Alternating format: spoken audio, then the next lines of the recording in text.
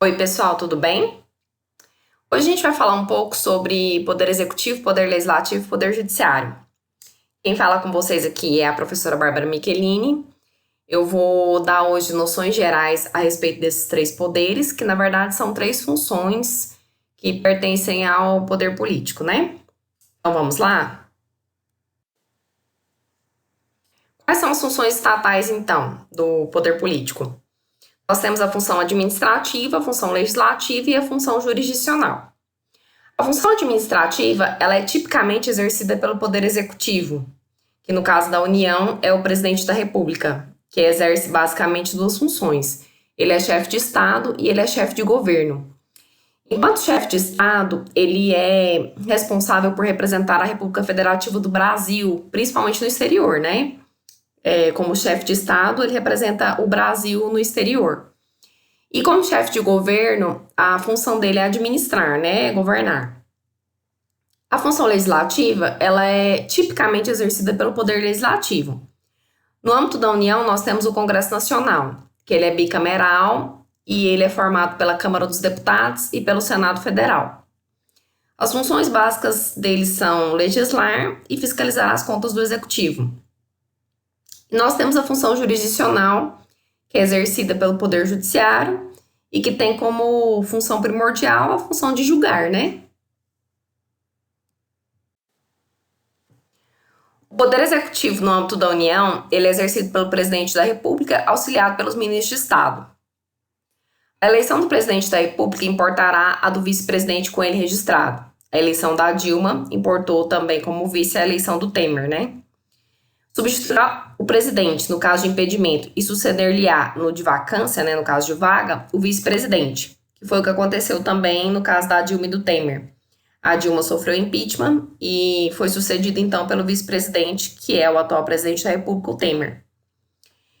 Em caso de impedimento do presidente e do vice-presidente ou vacância dos respectivos cargos, serão sucessivamente chamados ao exercício da presidência o presidente da Câmara dos Deputados, o do Senado Federal e o do Supremo Tribunal Federal. Nesse caso, por exemplo, se o Temer também sofresse impeachment, seriam chamados ao exercício da presidência sucessivamente o presidente da Câmara dos Deputados, o do Senado Federal e o do Supremo Tribunal Federal. O que a gente tem que estabelecer aqui da diferença entre a sucessão pelo vice-presidente e por esses outros? A do vice-presidente, ela é definitiva. Então, quer dizer, a Dilma saiu, o Temer entrou e o Temer vai terminar o mandato, né? Que a Dilma iniciou. No caso da presidente da Câmara dos Deputados, do Senado Federal e do Supremo Tribunal Federal, essa substituição ela é provisória. É só até que ocorram as novas eleições. Essas eleições elas podem ser eleições diretas ou eleições indiretas, que é o que a gente vai ver no próximo slide. Vagando os cargos de presidente e vice-presidente da República, far-se-á a eleição 90 dias depois de aberta a última vaga. Isso é no caso dos 2 primeiros anos. Se ocorrer a vacância dos cargos de presidente e vice-presidente da República nos 2 primeiros anos do mandato, vai haver novas eleições diretas, eleições normais, diretas, eles vão ser eleitos pelo povo, né? No prazo de 90 dias depois de aberta a última vaga. Se essa vacância ocorrer nos últimos 2 anos do período presidencial, a eleição para ambos os cargos será feita 30 dias depois da última vaga pelo Congresso Nacional na forma da lei. Então, diferentemente, se a vacância ocorrer nos 2 últimos anos do período presidencial, as eleições elas serão feitas de forma indireta, serão eleições indiretas, porque o novo presidente e o vice-presidente da República eles serão escolhidos pelo Congresso Nacional, na forma da lei. O presidente e o vice-presidente da República não poderão, sem licença do Congresso Nacional, ausentar-se do país por período superior a 15 dias, sob pena de perda do cargo. Então, para a ausência do presidente e vice-presidente por período superior a 15 dias, é necessária licença do Congresso Nacional, né? Autorização do Congresso Nacional. O poder legislativo, no âmbito da União, ele é exercido pelo Congresso Nacional, que se compõe da Câmara dos Deputados e do Senado Federal. A Câmara dos Deputados, ela compõe-se por representantes do povo, que são eleitos pelo sistema proporcional em cada estado, em cada território e no Distrito Federal. Então, a Câmara dos Deputados, Ela é composta por representantes do povo e são eleitos pelo sistema proporcional. O número total de deputados, bem como a representação por Estado e pelo Distrito Federal, será estabelecido por lei complementar, proporcionalmente à população, procedendo-se aos ajustes necessários no ano anterior às eleições para que nenhuma daquelas unidades da federação tenha menos de 8 ou mais de 70 deputados. Então, a lei complementar vai estabelecer o número de deputados total, né, bem como o número de deputados por Estado e o número de deputados do Distrito Federal. Só que cada um dos estados e o Distrito Federal, eles não podem ter menos de 8 deputados e nem mais de 70 no total, tá? Cada território elegerá 4 deputados. Não há territórios federais atualmente no Brasil. Parece que o Acre já foi território federal, mas eu acho que Rondônia ou Roraima também já foi território federal. Mas atualmente não existe nenhum território federal no Brasil. O Senado Federal, ele compõe-se de representantes dos estados. Lembra que a Câmara dos Deputados é formada por representantes do povo? O Senado Federal, ele compõe-se de representantes dos estados e do Distrito Federal, eleitos segundo o princípio majoritário, diferentemente dos deputados, que eles são eleitos segundo o princípio proporcional, né, sistema proporcional. Cada estado e o Distrito Federal elegerão 3 senadores com mandato de 8 anos. Diferentemente do que ocorre com os deputados, que são representantes do povo, o que acontece? Na Câmara dos Deputados, os deputados são representantes do povo. Então, vocês concordam que quanto maior a população, maior o povo daquele estado, maior a população, mais deputados ele vai ter, mais representantes ele vai ter? Por quê? Porque os representantes, eles têm que ser, entre aspas, proporcionais, o número tem que ser proporcional à população daquele estado. Já o Senado Federal não. Como o Senado Federal ele compõe-se de representantes dos estados, os estados e o Distrito Federal têm o mesmo número de representantes. Cada estado e o Distrito Federal vai ter o mesmo número de representantes, porque não precisa ser proporcional à população, porque eles não são representantes do povo, eles são representantes dos estados. Então, cada estado e o Distrito Federal elegerão 3 senadores com mandato de 8 anos. A representação de cada estado e do Distrito Federal será renovada de 4 em 4 anos, alternadamente por 1 e 2/3. Então, o mandato do senador ele é de 8 anos, só que numa eleição elege 1, na outra eleição, 4 anos depois, elege 2.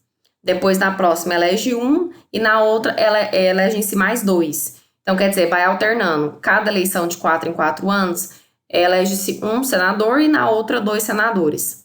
Já os deputados, não. Os deputados, na Câmara de Deputados, eles têm mandato de 4 anos só. Então, de 4 em 4 anos, nas novas eleições, a Câmara de Deputados ela é renovada, né?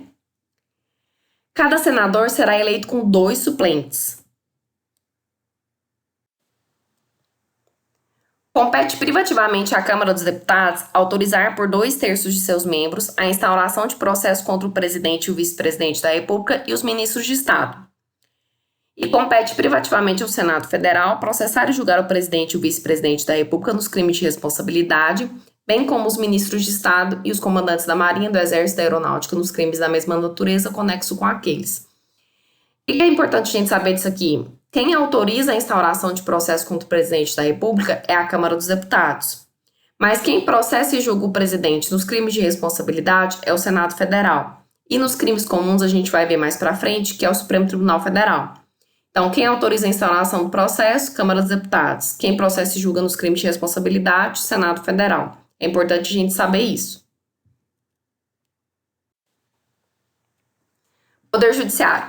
São órgãos do Poder Judiciário: o Supremo Tribunal Federal, o Conselho Nacional de Justiça, o Superior Tribunal de Justiça, o Tribunal Superior do Trabalho, os Tribunais Regionais Federais e Juízes Federais, os Tribunais e Juízes do Trabalho, os Tribunais e Juízes Eleitorais, os Tribunais e Juízes Militares e os Tribunais e Juízes dos Estados e do Distrito Federal e Territórios.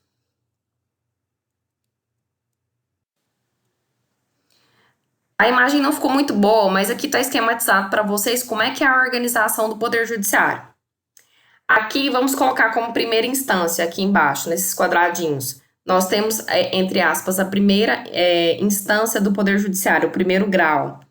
Seriam os juízes estaduais, os juízes federais, os juízes eleitorais, juízes do trabalho e juízes militares. Os juízes estaduais, eles estão subordinados ao Tribunal de Justiça, TJ, que vamos colocar essa parte aqui do TJ, TRF, TRE, TRT e tribunais militares como o segundo grau, segunda instância, vamos dizer assim. Eu tô falando dessa forma para ficar mais fácil de vocês entenderem, tá? Para quem não tem noção ainda da estrutura política administrativa dos estados, a questão dos poderes, fica mais fácil entender dessa forma. Então, vamos lá. Nessa parte do segundo grau, nós temos Tribunal de Justiça, Tribunal Regional Federal, Tribunal Regional Eleitoral, Tribunal Regional do Trabalho e os tribunais militares. Tá vendo, né? Eles estão no segundo grau aqui. No terceiro grau, vamos dizer assim, nós temos os tribunais superiores, que é o Superior Tribunal de Justiça, o Tribunal Superior Eleitoral, Tribunal Superior do Trabalho e o Superior Tribunal Militar. Vocês podem ver que o Superior Tribunal de Justiça, na verdade, ele é hierarquicamente superior ao Tribunal de Justiça e ao Tribunal Regional Federal. Nós chamamos essa parte aqui do STJ, TJ, TRF, juízes estaduais, juízes federais, de justiça comum. E essa outra parte de justiça especializada. Pode olhar que todos eles estão subordinados a quem? Qual que é o órgão supremo do Poder Judiciário? Supremo Tribunal Federal.